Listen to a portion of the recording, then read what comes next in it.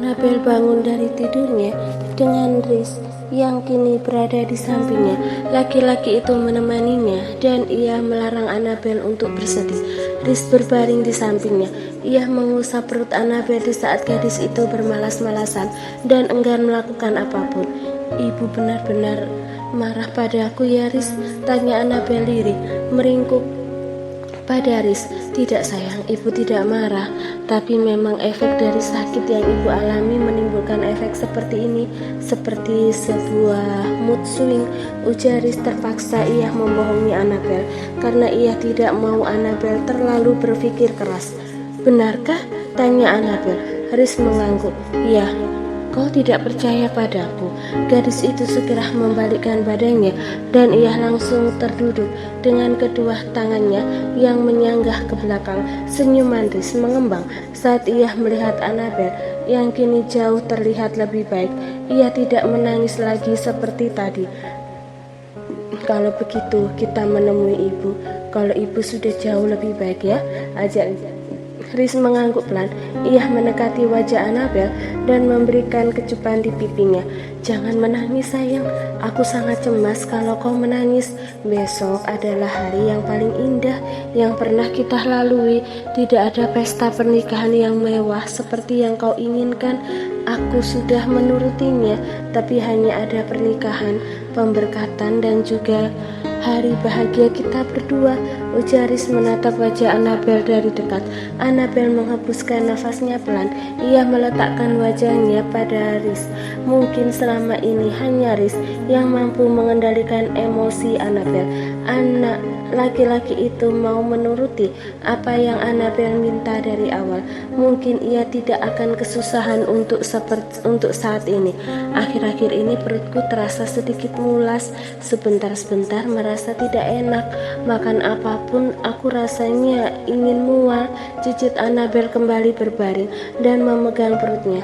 "Apa dia mau lahir ya, Riz? Aku kadang merasa takut sendiri."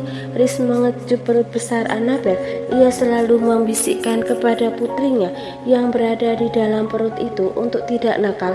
Anaknya terlalu muda untuk berjuang, namun Riz yakin kalau gadis ini pasti bisa dan kuat. "Memangnya kau ingin operasi atau lahir normal?" tanya Riz. Annabel, dia menatap langit-langit kamarnya. Ia takut untuk keduanya, untuk melahirkan secara normal seperti orang-orang pada umumnya. Ia sangat takut. Untuk memilih operasi pun ia juga sangat takut.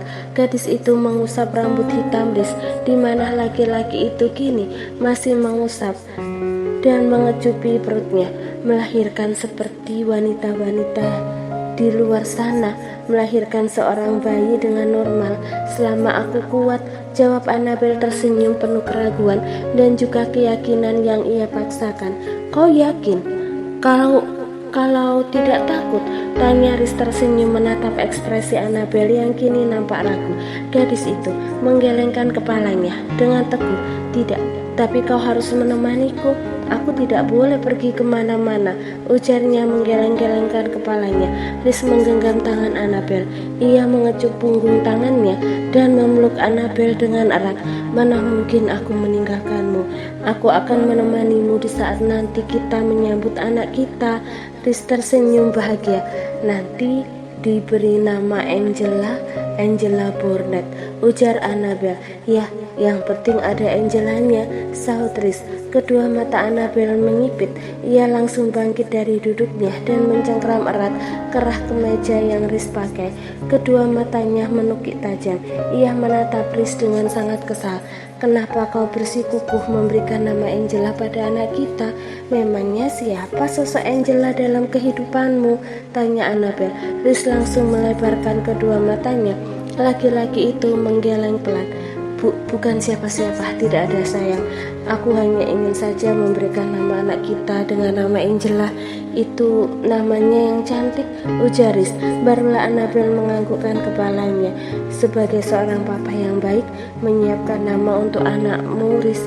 Aku selalu mendukung siapapun nama yang akan kau berikan kepada putri kita nanti." "Iya sayangku." Riz mengecup kedua pipi Annabel. "Sudahlah, ayo sekarang kau bangun, kita jalan-jalan, oke? Besok pagi adalah hari pernikahan kita.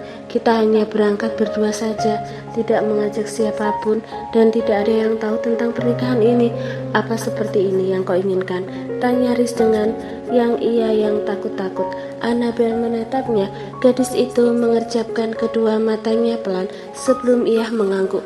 Ya, asal kau memberikan status yang jelas padaku, itu sudah jauh lebih dari cukup. Annabel ikut pergi bersama dengan Riz. Hari ini, laki-laki ingin mengajaknya jalan-jalan. Riz cukup tahu kalau Annabel sangat jenuh berada di rumah. Belum lagi masalahnya ia hadapi bersama dengan ibunya. Bersamanya, gadis itu tidak boleh stres atau berpikir terlalu. Kalau kau ingin membeli sesuatu, kau tinggal bilang saja padaku, dan aku akan membelikan apapun yang kau inginkan. Riz mengusap pucuk kepala Annabel saat mereka berjalan masuk ke dalam mall. Gadis itu mendongakkan kepalanya. Wah, yang benar, kau tidak bohong kan? Pekik Annabel pada Riz. Laki-laki itu menggeleng-gelengkan kepalanya. Tentu saja tidak. Untuk apa aku berbohong padamu? Kata-kata siapa yang kau minta? Atau ku tinggal tunjuk saja mana yang kau inginkan? Ujar Riz dengan sangat sayang. Annabel tersenyum lebar pada berjalan lebih dulu masuk ke dalam sebuah toko baju. Di sana menjual berbagai macam model baju laki-laki dan perempuan. Gadis itu mengambil sebuah dress panjang, namun Riz menyahutnya dan mengembalikannya lagi. Gaun ini sangat kekecilan nanti untukmu, ujar Riz. Tapi aku mau yang seperti itu, cicit Annabel. Yang lain saja, yang ukurannya lebih besar, ujar Riz. Penolakan itu membuatnya cemberut. Seketika hilang mood berbelanjanya. Annabel meletakkan kembali dress yang ia ambil, dan ia berjalan hanya keliling-keliling saja, tidak mood untuk mengambil apapun. Riz tahu kalau gadis ini tengah kesal dan marah padanya. Ia hanya berjalan di belakang Annabel hingga langkah Annabel terhenti tiba-tiba. Riz merangkulnya. Ada apa sayang? Tanya Riz. Baju bayi, harusnya kita memikirkan itu. Kita kan belum membeli dan mempersiapkan semuanya, ujar Annabel. Riz menepuk keningnya. Bodoh sekali dirinya lupa, seolah-olah kalau akan menjadi orang tua. Oh ya Tuhan, baiklah sayang, ayo kita mencari perlengkapan bayi. Riz mengajak Annabel berjalan ke toko sebelah. Di sana Annabel menatap banyak sekali perlengkapan bayi yang belum pernah ia lihat sebelumnya.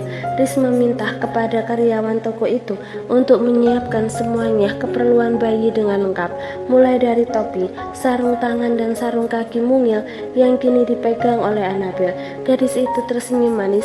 Ia membawa sebuah sepatu kecil berwarna merah muda dan ia menarik lengan Riz untuk menoleh kepadanya. Lihat, ini mungil dan cantik kan?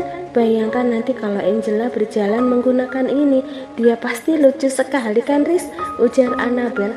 Terkekeh geli ia menunjukkan sepatu mungil yang dibawanya. Iya, dia pasti akan sangat-sangat menggemaskan sepertimu. Annabel kembali terkekeh dan gadis itu kini berjalan mendekati seorang karyawan toko yang memberikan pilihan baju-baju bayi kepada Annabel. Untuk bayi perempuan, mereka memilihkan warna yang cerah-cerah, dari warna biru, merah muda, kuning, hingga warna hijau cerah yang sangat cantik. Anakku nanti pun nama Angela, jadinya dia dengan warna apa? Tanya Annabel dengan polosnya kepada karyawan toko yang kini berada di sampingnya. Wanita itu nampak bingung menatap Riz, lalu kembali lagi menatap Annabel. Mungkin ia berpikir kalau kau di sini masih sangat polos. Warna apa saja cocok Nyonya, jawabnya. Warna pink, mungkin Angela suka warna pink, ujar Annabel. Pelayan toko itu mendekati Annabel saat Riz memilih-milih sebuah selimut bayi. Apa laki-laki itu suamimu? Tanya karyawan itu. Kelihatannya aku masih sangat muda.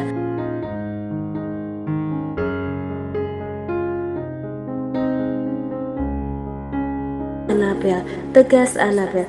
Riz yang mendengar itu langsung menoleh. Laki-laki itu hanya tersenyum tipis. Dasar Annabel. Sepulang dari berbelanja, Annabel membongkar semua barang-barang yang baru saja ia beli. Riz membelikan apapun apapun yang Annabel inginkan. Gadis itu mengambil perlengkapan bayi yang dibungkus dengan tas besar berwarna merah muda, sama dengan warna perlengkapan yang mereka beli. Kita harus membawa dan menatanya di kamar milik Angela, ujar Riz. Membawa tas besar itu masuk ke dalam sebuah kamar. Biar aku saja yang menatanya, ujar Annabel yang terlihat begitu sangat antusias. No, kau jangan lelah-lelah. Lebih baik kau duduk saja di tepi ranjang dan biarkan aku yang menatanya. Biar nanti kalau ada yang tidak cocok, kau bisa memberikan komentar padaku, ujar Riz. Annabel cemberut dan sejujurnya ia ingin menata sendiri barang-barang itu. Namun laki-laki itu lebih menyayanginya dan melarangnya untuk melakukan hal-hal yang berat. Daripada ia harus berdebat dengan seorang Dr. Riz Johnson, lebih baik Annabel mematuhi apapun yang dikatakan oleh laki-laki itu.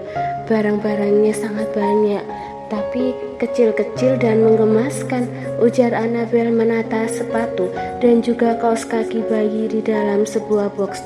Namanya juga anak kecil, masih bayi, dan dia pasti nanti akan tumbuh sangat menggemaskan, ujar Riz. Annabel terkekeh mendengarnya. Jangan bilang kalau kau tidak sabar untuk melihatnya ya, tanya Annabel memicingkan kedua matanya.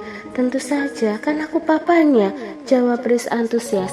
Annabel meraih sebuah sweater mungil berwarna merah muda dan putih. Ia menatapnya dan mengusapnya pelan.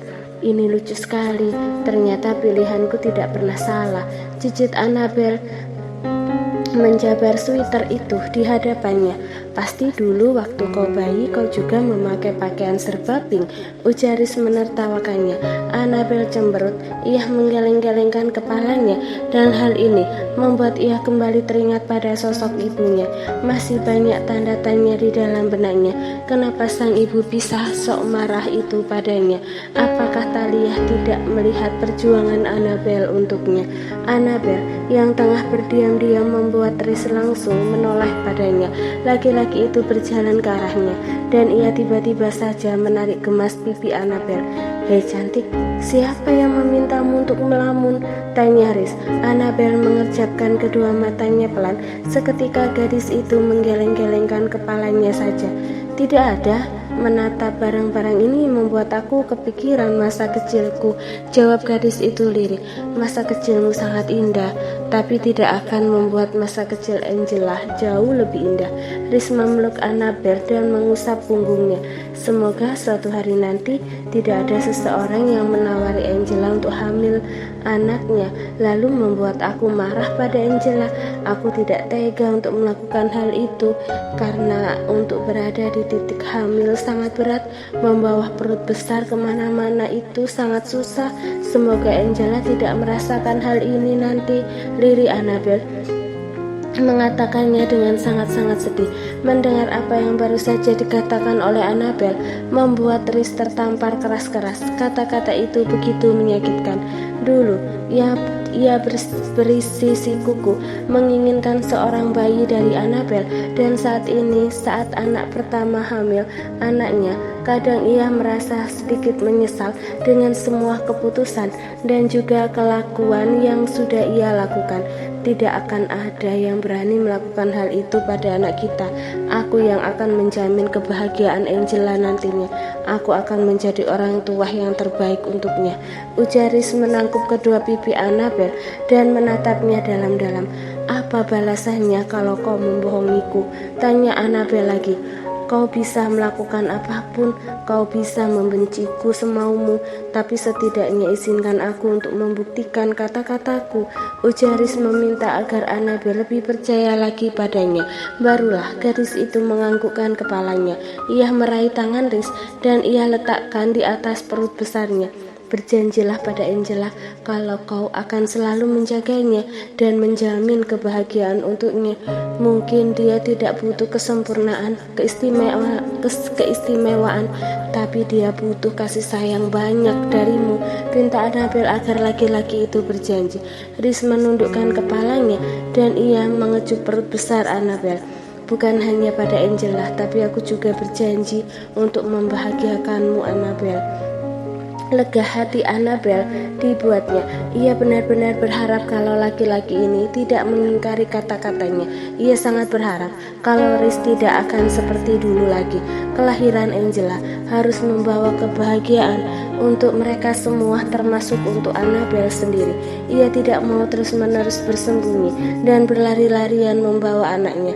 Ia juga mau diakui dunia kalau dirinya adalah wanita yang kuat. Annabel dan Rhys akan segera menikah, dan aku harap ini adalah kabar baik bagimu. Bagaimanapun juga, kau adalah seorang ibunya. Ruelah diam-diam ia menemui Thalia setelah Justin uring-uringan beberapa hari yang lalu. Setelah ia pulang dari rumah Rhys, menceritakan di mana Thalia yang menolak kehadiran dan juga keberadaan Annabel setelah ia menghilang dan sembunyi ke Manhattan. Saat ini Thalia hanya diam saja. Wanita itu bahkan tidak menunjukkan rasa antusias saat putrinya kembali. Ia malah seperti dirundungi rasa penyesalan yang besar. Apa kau tidak bahagia dengan kehadiran Annabel lagi, Nyonya Thalia? Tanya Ruella. Aku sangat menginginkannya pulang. Awalnya aku sangat senang melihat dia hamil dengan status sudah menikah, katanya, ujar Thalia mengangkat pandangannya kepada Ruella. Tapi ternyata mereka berbohong. Annabel tidak dinikahi oleh putramu. Lalu putriku pergi. Dia lagi yang harus berjuang menjalani kehidupannya. Kenapa putramu tidak tanggung jawab di awal-awal, Nyonya Ruella? Ruella tersenyum tipis. Ingin sekali ia marah dan mengatakan kalau wanita itu tidak tahu terima kasih, meskipun harusnya ia tidak akan melakukan itu. Ada banyak kesulitan sebelum Rhys berencana untuk menikahi Annabel. Mereka sudah mengatur semuanya dari awal.